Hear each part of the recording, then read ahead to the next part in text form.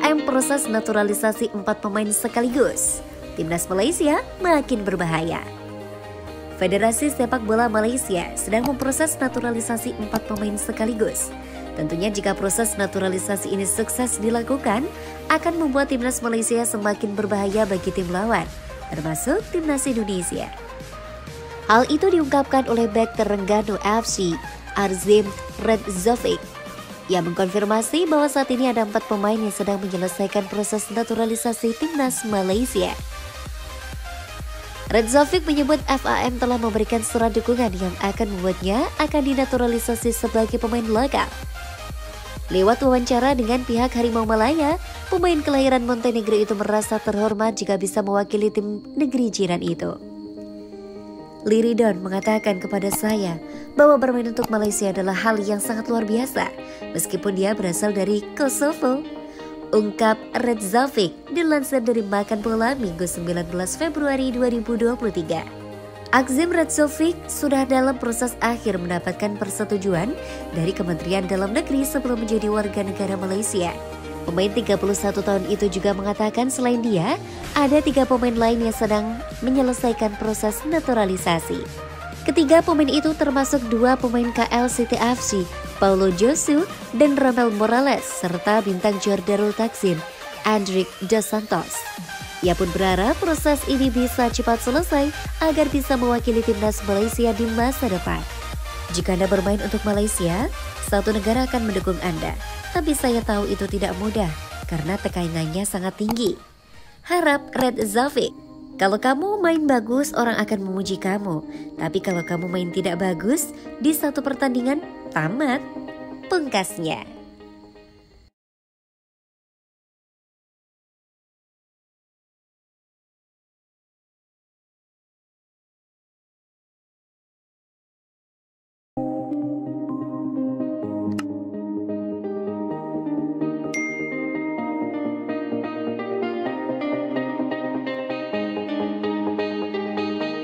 Sintayong jujur-jujuran setelah Timnas Indonesia 20 versus Fiji.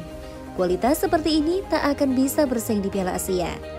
Pelatih Timnas Indonesia U20 Sintayong tak sepenuhnya puas dengan kemenangan telak 4-0 atas Fiji pada turnamen mini di Stadion Utama Gelora Bung Karno, Jakarta, Jumat 17 Februari 2023. Menurut Sintayong, dengan permainan seperti ini Timnas U20 bakal sulit bersaing di Piala Asia U20 2023. Pada laga tersebut, Timnas Indonesia U20 meraih kemenangan melalui gol Arkan Fikri, Kakang Rudianto, Reza Aditya, dan Hoki Caraka. Namun, Timnas U20 harus menutup pertandingan dengan 10 pemain karena Hoki Caraka menerima kartu merah pada menit 89. Sementara itu, Fiji harus kehilangan 3 pemain yang juga mendapatkan kartu merah. Menurut Sintayong, dengan materi pemain dan kualitas yang mumpuni, Timnas Indonesia U20 seharusnya bisa menang dengan skor lebih besar. Memang secara skor menang 4-0, bisa saja kelihatannya saya puas. Akan tetapi ekspektasi saya tidak puas dengan performa hari ini. Dengan kualitas kita seperti ini, tidak akan bisa bersaing dengan baik di Piala Asia 20, kata Sintayong. Sintayong juga menyesali terjadinya kartu merah pada pertandingan persahabatan tersebut.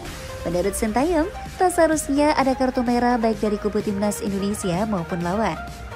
Memang sengaja undang tim yang sudah lolos ke Piala Dunia U20 2023.